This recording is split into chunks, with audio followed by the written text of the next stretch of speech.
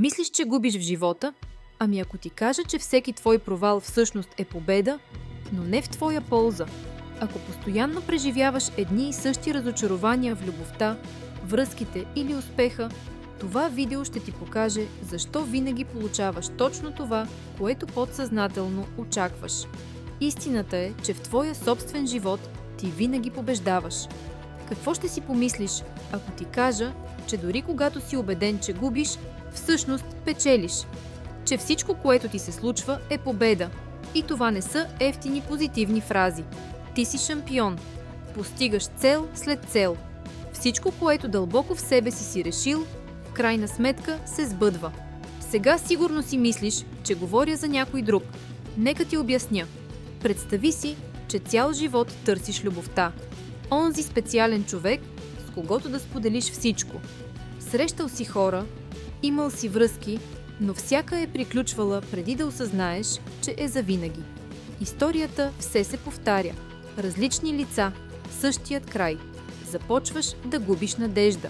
Питаш се, ще ме обикне ли някой истински? Заслужавам ли любов? Защо все привличам един и същ тип хора? Връщаш се назад към детството си, в моменти, в които не си се чувствал достатъчно обичан. Спомняш си юношеството, когато си бил аутсайдер. Анализираш стари връзки, които сякаш са копие една на друга. После срещаш някого.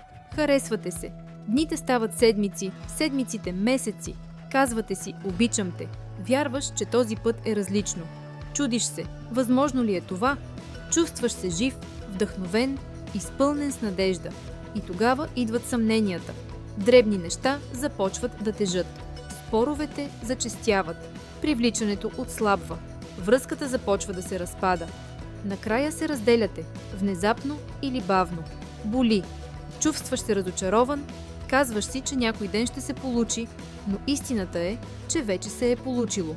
Макар да ти изглежда като провал, това е била решителна победа, защото ти си получил точно онова, което дълбоко в себе си вярваш, че заслужаваш. Твоите убеждения винаги печелят. В твоя живот ти винаги побеждаваш. Въпросът е, каква победа си избрал? Ако не искаш този живот, чудесно, но знай, че точно в него в момента печелиш. Ако искаш да спреш да повтаряш едни и същи грешки в любовта и живота, абонирай се за канала сега.